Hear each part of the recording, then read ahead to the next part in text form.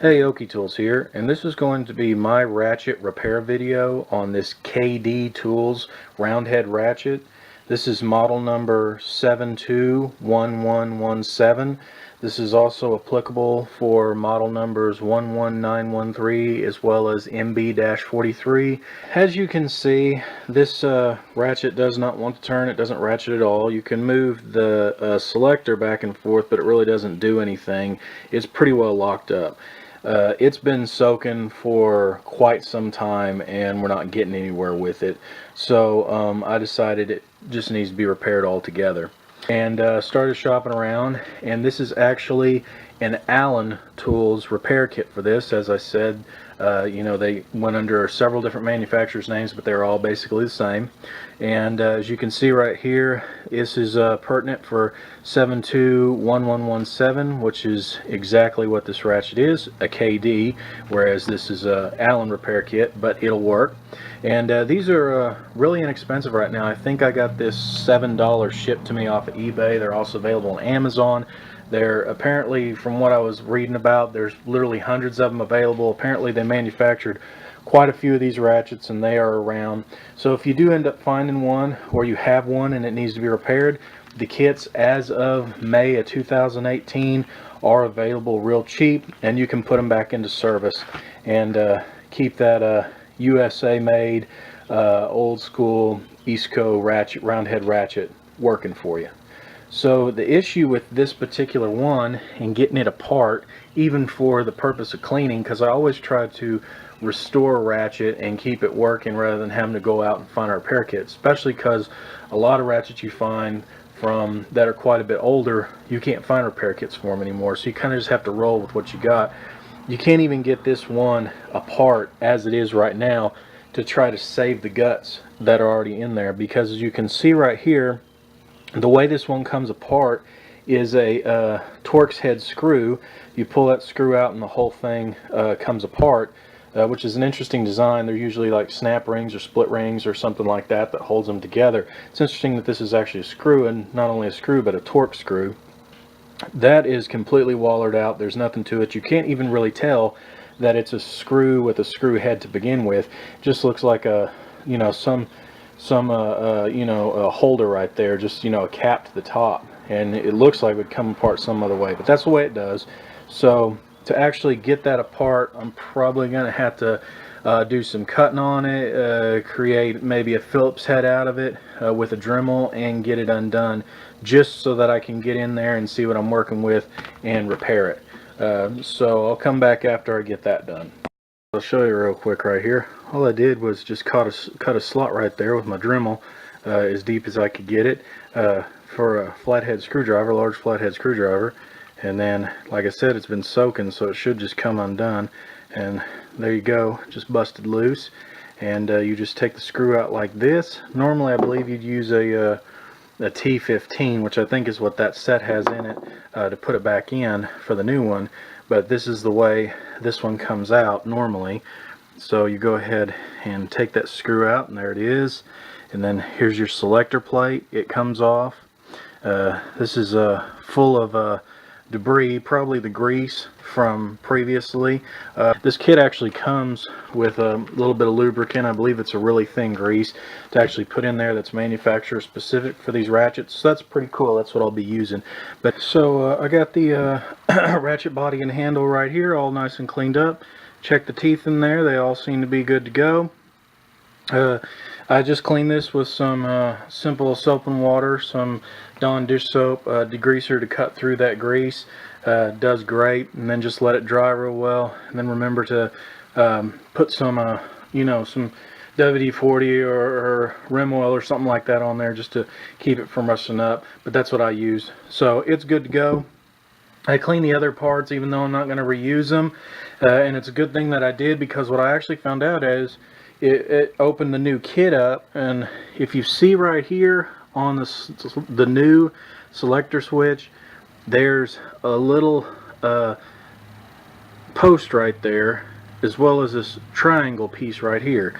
And then when you look at the original one that I took off of there, the old one, it has the triangle piece that's kind of been chewed up a little, and then there is no post there. And I actually found the post. Don't know how well you can see it, but there it is. These two pieces are supposed to go together. Found the post when I actually was starting to clean all those parts, and all the grease came off it and they separated. So it was broken. The original parts, as my friend found them, it was broken. It wasn't ever going to be able to run again. It just didn't need to just be cleaned. It was no good. So it's a good thing that I was able to get and find the new repair kit for it that has a proper triangled and posted selector lever here. Just real quick, this is actually what the kit comes with in totality. You get the actual drive anvil and the machine pieces there. You get the new spring. You get a new screw, and as you can see there, it is a T15 Torx bit head, and it actually does have some nice, don't know if you can see it real well, but it does actually have some Loctite already on it, so that's nice. And then here's the pawl with the new one, nice and shiny. My old one was, no matter how much I cleaned it, it was still wouldn't change color. It was just black. And then here's the new selector lever we were already talking about. And then here's some of their factory specific lubricant that comes with it. Really don't know what that is. It's kind of dark. Their actual instructions over here suggest using WD-40 as their suggested lubricant for their Ratchet. But this is what came with it from them, so I'm sure it's okay to go. Good to go. So here's your instructions. They're very straightforward, very helpful, and it's both sides. One side is just a parts breakdown and some warnings, and then this is a disassembly and cleaning, normal cleaning, and then what to look for if stuff's broken and you should stop using it. And then the other side is actually how to reassemble it when you've received these new parts. So we'll go ahead and get to it. One thing that is very important is when you have it this way, it kind of looks the exact same on both sides. Your only indicator are the actual nameplate and then the part number that's on the bottom.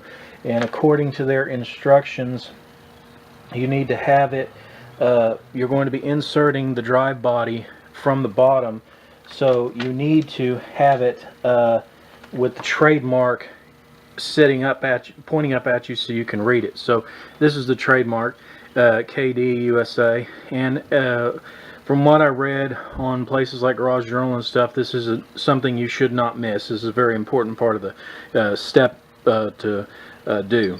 So we'll go ahead and insert the drive shaft, and there it fits nicely in there.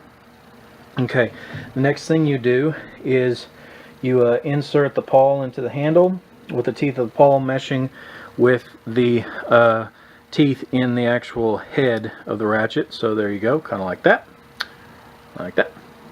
And then you insert the spring, and it has a nice picture in here to show you where it's supposed to go. But there's also the fact that I took that picture earlier, and you probably should have taken one too, as it was being disassembled, to get an idea of how it should go. So that piece right there, that little pointed piece, should go inside the pawl. If I can get it in there while I'm on camera. There you go. And then this piece right here should go, I don't know if you can see that real well, but the actual drive body itself has this sort of half triangle-ish, you know, partial triangle-ish piece, and that's actually where that goes, is it rests back here.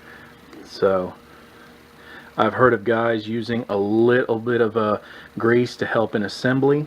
I'm not opposed to that. I've actually used it on other Eastco ratchets to get them together, especially round heads that have a lot of moving parts, but we should be okay. You then replace a reversing cap by aligning the small post, which is important. That we've now found out that my old one didn't have it. And then what you're actually trying to do is you're trying to get it, you see where the hook is? You're trying to get that little post to go over that hook and actually provide the tension for the pawl. So that is important. Point here on lubrication, it suggests putting a dab on that side of the pawl and another one on this side of the pawl.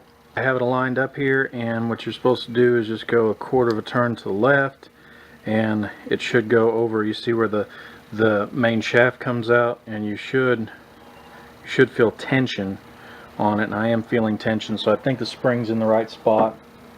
You apply pressure to make it go down, but be careful not to bind the spring.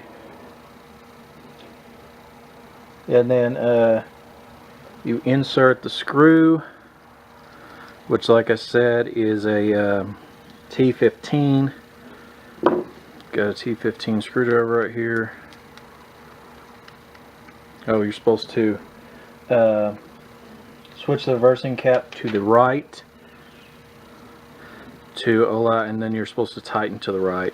You have the main body in, and you have the pawl in, and you have the spring in place, and you have the selector plate on, and it is in the post on it is engaging the spring the way it's supposed to in the track that it's for, and you have the screw in place. You take your T15 screwdriver and go ahead and tighten it down all the way. Make sure your selector plate's over to the right, so you're actually tightening down in the direction of rotation. Okay, there, that's tight enough right there, and it already has the Loctite on it, so you don't need to worry about that. So we're already in the right position. Let's go ahead and select it to the left, select it to the right again. You can hear the pawl switching back and forth in there, so that's good. So we're back on left again, and listen to that. Let's go back to the right. Oh, that sounds great. So there you go. We've breathed new life into this old KD Tools 3/8 ratchet. There was nothing wrong with the gears in there. It doesn't slip or anything like that. It was just that post being sheared off the old selector plate that was the problem. So it was nice that we were able to find this repair kit and repair this ratchet and put it back into service. It will come to serve me for many years to come, so that's great. This was my repair video of this KD Tools 3/8 inch ratchet, round head fine tooth ratchet. This particular model was model 721117. This is also pertinent for models 11913 as well as MB-43, and not only KD Tools, but also Allen Tools, as well as NAPA and possibly others that use this same design. Thanks for watching.